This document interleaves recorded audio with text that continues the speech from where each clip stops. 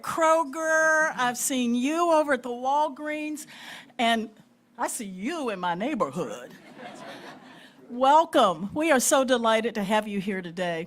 You know, the governor always says that Virginia is the best place to live, work, and raise a family. And Governor, this is where we live, where we work, and where we raise our families. So thank you for taking time out of your day to come here and enlighten us about what's going on downtown in Richmond. We are so appreciative.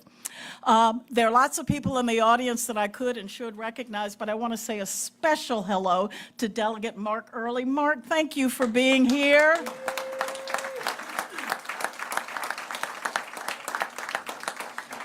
How many of you have eaten here before? Great job. I was here the first week they were open. If you haven't tried that blueberry muffin thingy, you gotta come back and do that. And when I was here, I had no idea who the owner was. And if I had known, I would have been even more impressed. But we are here today and hosted by Rob. And Rob Thompson, boy, what a career you've had. We are so grateful for your service to our country. Not only do you own an incredible franchise, but you have served us both in the military, and I think because of the work that you've done on the local school board, what you've done on the military, and now trying to run a business here in the Commonwealth, you have a very unique perspective. I'm sorry Carla isn't here. His wife Carla is charming and wonderful, and when you come in, because you will, right? Okay. When you come in, you'll have a chance to meet her, I'm sure. But Rob, thank you for hosting us today, and would you like to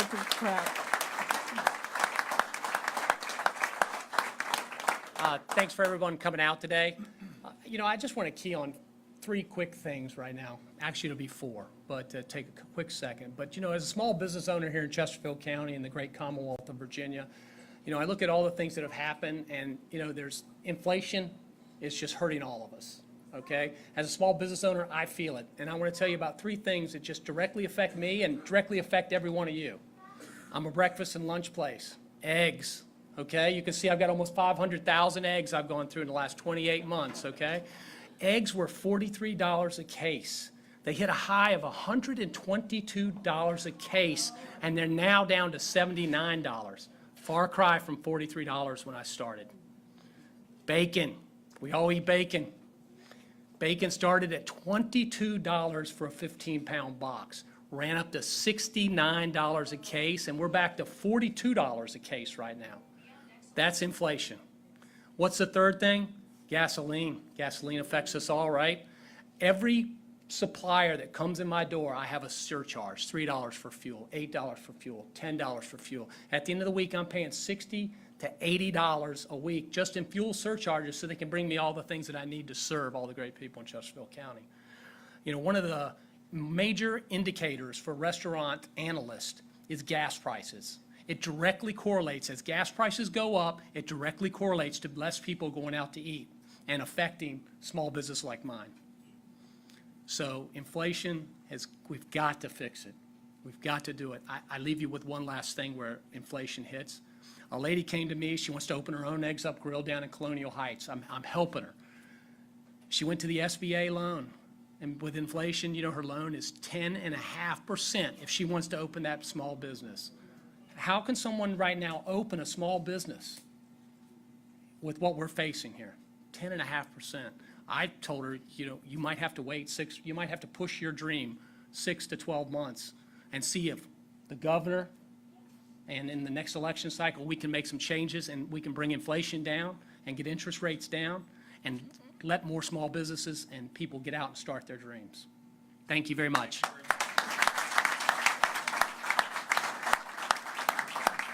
You know, I think, Rob, you're a perfect example of sometimes those of us who live comfortably out here in the burbs don't really understand the impact of what happens down in the General Assembly and sometimes what happens in Washington and how it affects us in real ways. Thank you so much for that. I now want to introduce a longtime friend. We were trying to think through how long we've known each other. We both served on the State Board of Education back in 1995. And I said, that's when we both were skinny, had hair, and it was a different color. But we survived. We did indeed. And as a longtime friend, I've had the opportunity to watch Lee and what he's done for those of us who live here in this area. I saw you enter the room, so I'm not going to introduce you. I'm only going to present you because everybody here knows who you are. You're a fierce advocate for all the things that we hold near and dear. And thank you so much for all you've done over all these years. You are beloved.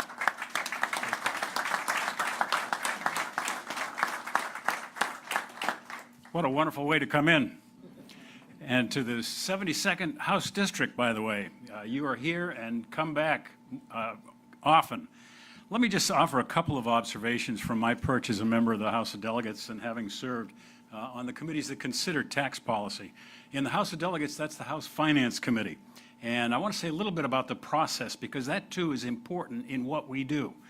The centerpiece of the final budget that was passed on Saturday this last weekend is revenues that would alter a compact and forward-looking program that the governor put forward, and it has metastasized. It is having to do with a digital tax, but the final way it was put together is over twice what the governor put in his proposal. It includes business-to-business taxes, which are one of those hidden taxes, much like what Rob was telling us about inflation.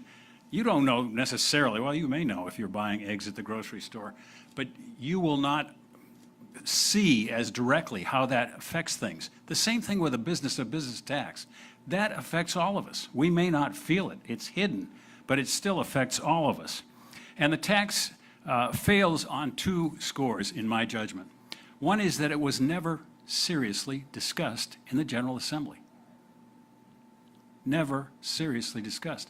It was proposed in its original form. The governor had a bill that was brought to the House Finance Committee.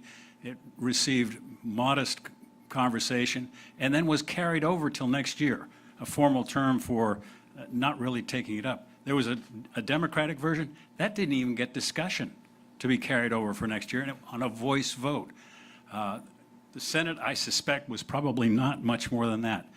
It fails on that first score.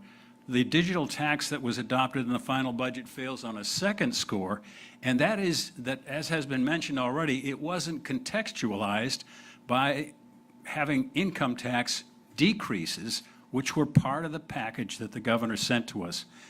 I remember when he first proposed this back in December, I was talking to one of my Democratic colleagues, and I said, listen, the governor has got a modernizing of the tax structure that we haven't seen for a long time. It recognizes that we no longer go to the store to pick up a video. We get it streaming. We get it in a different way. And this tax recognizes our new economy and faces up to that. But what the finally adopted budget does is takes that out. And it will ineluctably drive up costs and hurt our economy. People who pay attention to these things tell me that there are companies looking at this, and if this were to go forward, it is one thing that will discourage them tremendously in ways that probably the governor can give us more detail on. I'm hoping and looking forward to the course correction that the governor will be making shortly, and I'm glad you're here to be with us and consider these things and to encourage him and us as we go forward. Thank you. Thank you, Delegate Ware. I mentioned earlier I have to keep my grass cut because I have some really fancy neighbors. I bet my own lawn. I am so delighted to be here. And, you know, there's this generational thing. You know where I run into, Glenn? At basketball games where his son and my grandson are playing on the same team. So this really is a community of people who live, work together, and I am so grateful for your servant leadership, your time on the Richmond City School Board, and now in the Senate, and all that you do every day for those of us who are hardworking Virginians. And we'd love to hear from you, and thank you for being here today. Thank you, Madam Secretary, and thank you, Governor, for putting this together. I don't know if you all heard President Biden the other day. He said that America has some of the lowest inflation in the country. Not exactly sure what that means, but the inflation is bad, and we all know it. I don't know about you all, but we don't do a whole lot of our grocery shopping at the Publix or the Kroger anymore. We go around the corner to the Aldi, because it's a lot cheaper. And we've been doing that for several years. We've got a large family, 4 kids. Lori and 2 of our kids, Emily and Noah, are here. But everything's gotten so much more expensive for all of us, from food to gas to everything that we buy. And, you know, when the budget was put forward with these significant tax increases in it, the other side, one individual got up in the House of Delegates to speak about, well, you know, the question was raised, how are people going to pay for all these new taxes when we're already seeing and feeling all of this inflation? And she said, just buy generic. Just buy generic. And, you know, Madam Antoinette, we're already buying generic. And so we got a lot of things to do. The governor and Republican leadership in the General Assembly the last couple of years have gotten major tax cuts. This budget is now taking us in the wrong direction, taking us backwards, not forwards. One of the things that you probably heard about is there's a new and higher sales tax in there. There's a new and higher payroll tax, money that's going to come out of your paycheck every 2 weeks. But one of the things is also an electricity bill tax, something called RGGI. It's the acronym for the Regional Greenhouse Gas Initiative. And it's a consortium or a compact of states in the Northeast, which more often than not have higher energy electric bills than we have had. This budget, the language in the budget, would force Virginia back into this interstate compact with these northeastern states. And what that compact allows is for the costs of all the extra projects that have to be involved gets passed on to you as the electricity customer. So it will be right in your electric bill, raising your electric bill. So we've got all these things. We've got the sales tax, the payroll tax, and now the electricity bill tax. Governor Youngkin and many of us in the General Assembly want to make sure that we are lowering taxes, not raising taxes, that we are making Virginia a more affordable place to live, work, and raise a family and start a business and grow a business. And that's what we've got to do. And thank goodness we've got Governor Youngkin, and with his leadership, I'm confident we will be able to make strides in that direction. So thank you for being there. Please continue to support our governor, and I know we'll be glad to hear from him in a moment. Thanks very much.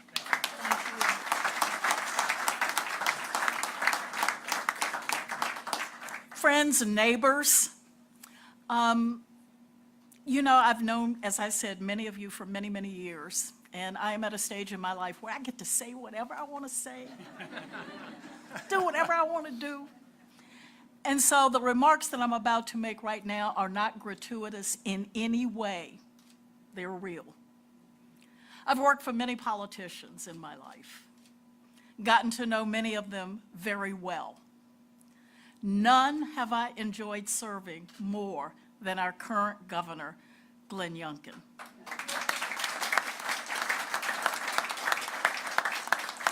All of us are hungry for people who understand our values and who will get up every day, go to work, and fight for us.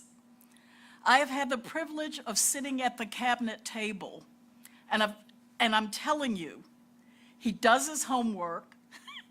He reads every one of those bills. He knows what every one of them says. He does the math. And if you're sitting at the table with him, you better do that as well.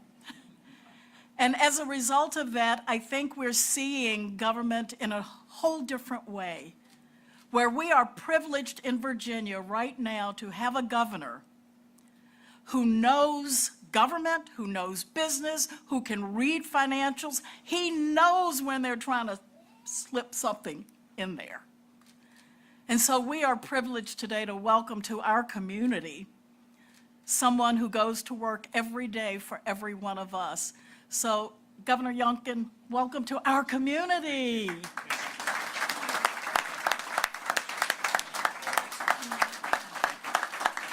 Thank you. Thank you, thank you. Thank you all for coming out. I hope everybody had a chance to get some eggs. You know, at the end of the day, I've had a lot of jobs. My favorite job of all time was breakfast cook. And I was 15, I needed a job. And I started out washing dishes and taking out the trash. And I'll never forget the day that the gentleman that ran the coffee shop that I worked in came to me and said, one of our short order cooks has had to leave. Do you know how to cook? And I looked him square in the eye and I said, yes, sir, I do. And then that night I went home, I grabbed my mom and I said, hey, Mom, you got to teach me how to cook fast. And it was just the best thing. And I still love flipping eggs, flipping pancakes, and watching people smile at breakfast. And so thank you for all that you do in order to bring smiles to people's face. And this is an extraordinary place, but it's not the place that matters, it's the people that matter. And so thank you, thank you, thank you. Kayla. So this is Kayla. And if Nyla, will you stand up for me? So this is Nyla. And I just want to talk a little bit about what happens when people come in here and are part of a community.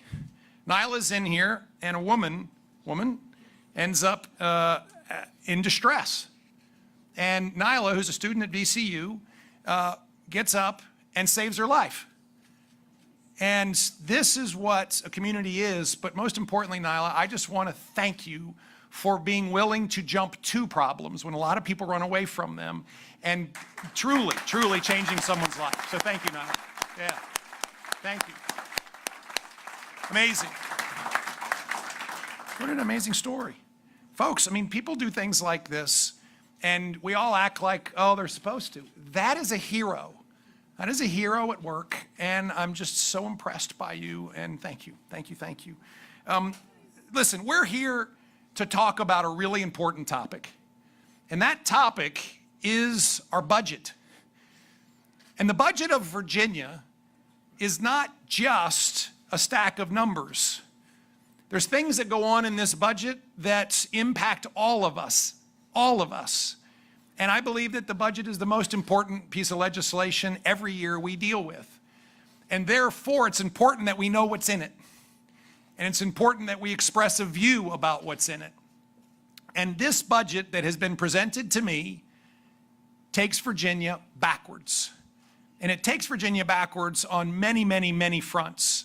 But I just wanted to make sure that we all know what's in this budget that was presented to me, because I can't let it happen. Because we have made so much progress over the course of the last 2 years together.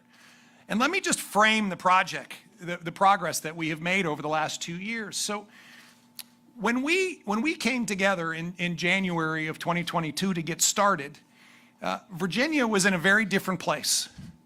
We were bottom third in the nation in job growth. We had small businesses that were failing across the Commonwealth, failing because they had been shut from Richmond and told you're not allowed to be open. We had schools that had been shuttered for far too long, and in fact, I think we were 47th in the nation in getting our schools back open, getting our kids back in the classroom.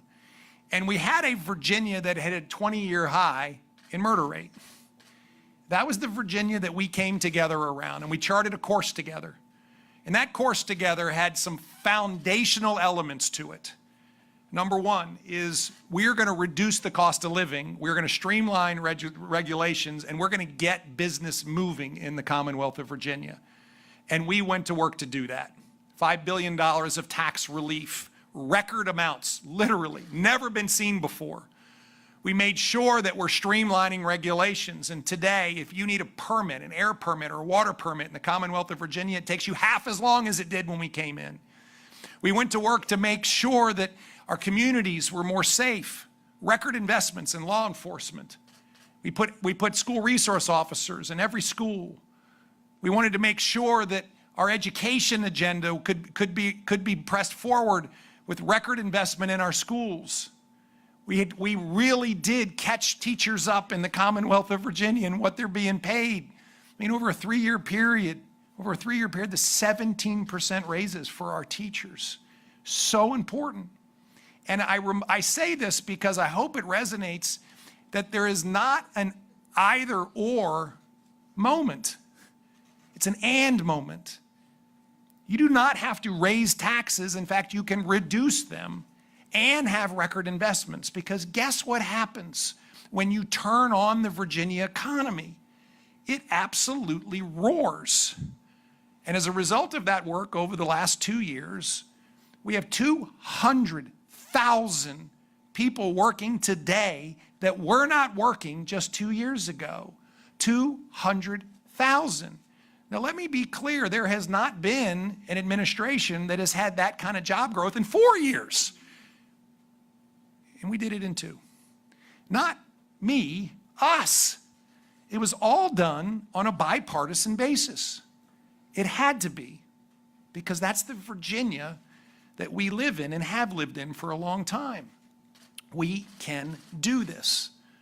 200,000 more people working. A record number of people working in Virginia than ever before. Never have there been this many people with jobs. And labor participation at a 12-year high. What does that mean? That means all of those folks that disappeared from the labor force during the pandemic came back, and even more.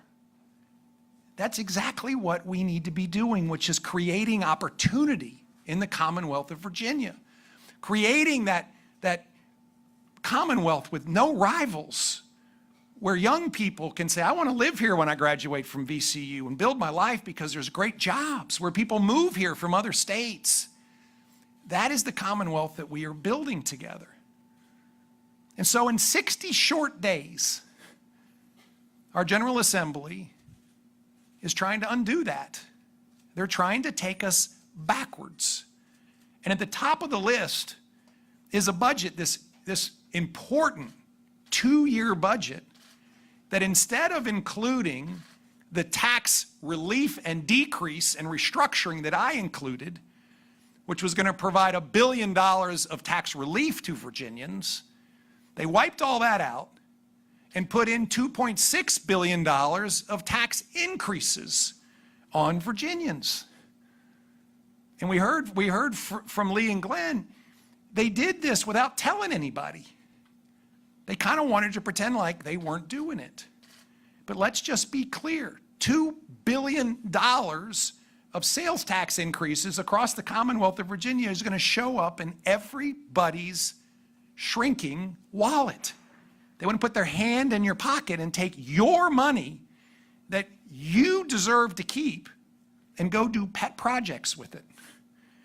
And then, of course, this issue with our electricity bills is they're absolutely untruth day in and day out when they talk about this RGGI program. They said it was a program that people could choose whether they wanted to have clean energy or not. There's no choice. Dominion and APCO just charge you for their costs. That's all they do. They pass it through. You have no choice. You have nothing to say about it. You're just going to see, under their budget, between $600 and $800 million of increased electricity bills mandatorily jammed into your electricity bill, and you have nothing to say about it. Now, worse yet, when you're increasing sales taxes by $2 billion and increasing electricity bills by $600 to $800 million, 2.6 billion altogether, it impacts all Virginians, but it is the most regressive way to even do this. And it impacts the hardest working Virginians who can least afford to pay taxes the most. We are not going to go backwards. We're going to go forwards. And so what that means is step one is we are not going to allow tax increases after having had $5 billion of tax relief and watching Virginians truly start to soar. Second big piece of moving backwards has been their whole vision about what's going on with economic development and funding safe communities and prioritizing those elements that we know work. Listen, they took out our funding to recruit more law enforcement. Now, I don't know about everybody else, but one of the key things that we have learned in the last 2 years is when you put more badges on the street, crime goes down. And the most telling example of this has been the work that we've been doing in partnership in Petersburg. And we struck a partnership in Petersburg and basically had a surge in law enforcement presence in Petersburg. And guess what? Violent crime goes down. And the chief of police, Chief Christian in Petersburg, will say that when we started all of this, he had 25% vacancies in his police department. And after the most recent graduations, they are down to 1 vacancy now, I believe. They may have none now. Because guess what? It works. It works. They took out the funding for school resource officers. Now, folks, safety in our schools is one of our top priorities as parents, as grandparents, as aunts and uncles. And I want to make sure that there's a school resource officer in every school in the Commonwealth of Virginia. And what do? They take the funding out. They include language in the budget, and this is one of the special things they get to do in budgets, that in fact is going to release early 8,000 violent criminals. So what priorities are we saying? We don't want to recruit law enforcement. We want to take SROs out of our schools, and we want to let 8,000 violent criminals out of our Department of Corrections. And then finally, the key to a vibrant Virginia is economic growth and job creation. What's been happening around the Commonwealth, as I said, has been record job creation. As I said, we were bottom third in the nation in job growth coming out of the pandemic, and then all of a sudden we catapulted near the top. And they want to turn it off. How do they want to turn it off? One of the big things that we had prioritized was investing in shovel-ready sites so that when businesses want to come here, like Lego, which is coming to Chesterfield County to build their only manufacturing in the United States, has a shovel-ready site. So here we are investing needed resources in order to compete with Tennessee and North Carolina and Georgia and South Carolina and Florida and Texas and win. And what do? They cut all the funding.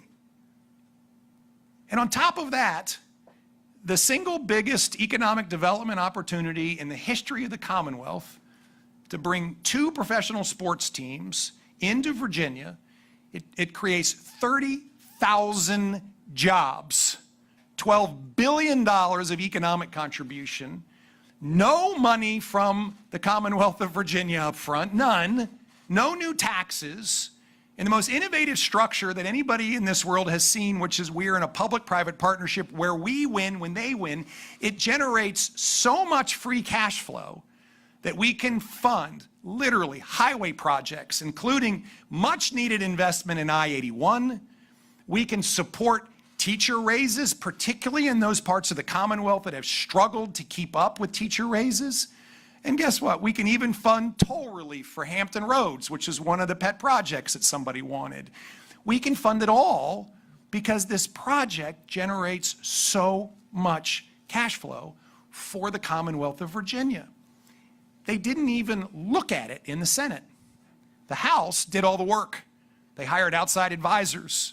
They brought in experts that had seen these kinds of projects before. They got not only a clean bill of health, but they actually were told, this may be the best thing we've ever seen. And the House moved the bill along. The Senate refused to even do the work. Now, that's not fair to Virginia. That's not why we elect people to not even do the work. Do the work, and I believe the Senate will come to the exact same conclusion that everybody else who's looked at this has come to, which is this is a spectacular project for the entire Commonwealth. Because all of that excess cash flow moves across the Commonwealth and funds priorities all over Virginia. So we see a budget that doesn't want to move forward, it wants to move backwards. And the top of the list is tax increases. And we're just not going to let it happen. Now, let me be clear.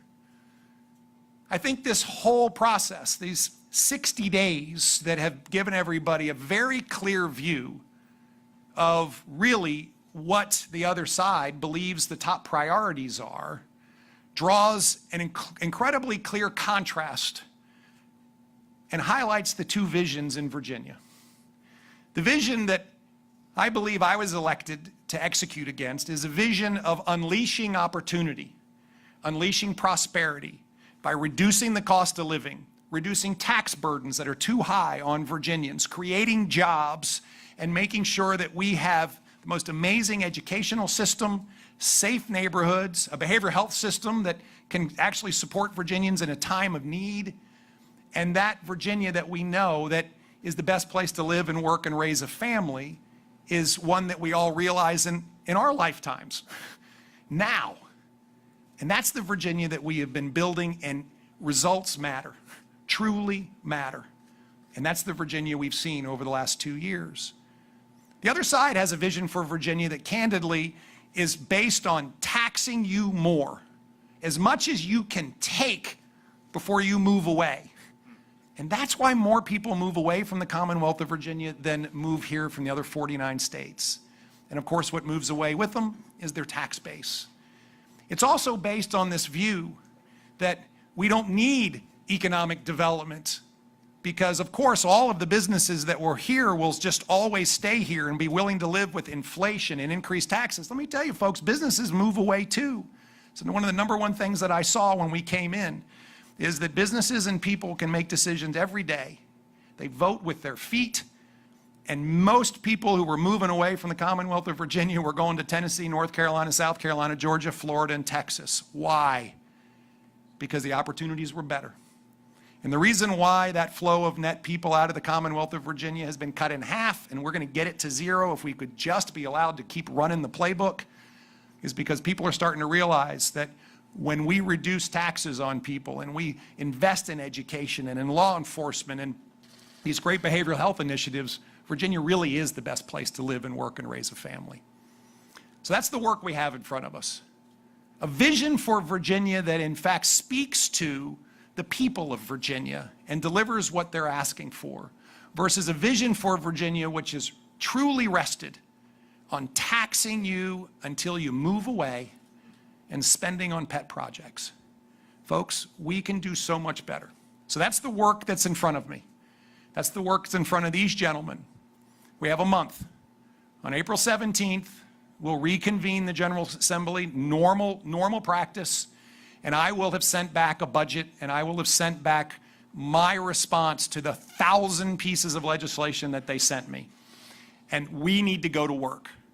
We are going to eliminate the tax increases, and we're going to deliver a budget that invests in these most important priorities. We can invest in education. We can invest in law enforcement. We can invest in behavioral health. And the last thing we need to do is literally burden Virginians with another $2.6 billion of money that was much better spent coming from your pocket than it is from a bunch of folks in Richmond who pretend like they know what's best for you. We have one basic truth, which is we were hired to work for you. And that's what we do every single day. So what do you need to do about it? You need to send notes and letters to your delegates and your senators. Some of them are here. Get your friends. Get your friends to reach out and contact leadership. We know who leadership is. Let them know. We don't want a tax increase. We don't want a tax increase. We don't want a tax increase. Send me a note that you don't want a tax increase. By the way, I get notes and emails and phone calls every day. The number of notes and emails and phone calls I get every day who people are saying no tax increase is extraordinary. And I listen to the people I work for. So with that, I want to thank everybody for coming out today, because we're on a 30-day sprint. It's actually about a 25-day sprint now until all bills have to be returned to the General Assembly. And then we'll be back on April the 17th and let's get this backwards budget fixed and get Virginia moving forward. Thank you all very much. Thank you. Thank you, thank you, thank you. And eat eggs for breakfast. There we go. Bless you. Thank you. Thank you, Thank you, Governor. thank you. Okay, you're gonna wrap us up? I am. I just want to thank everyone for coming out and remind you of your assignments. Please contact leadership and let them know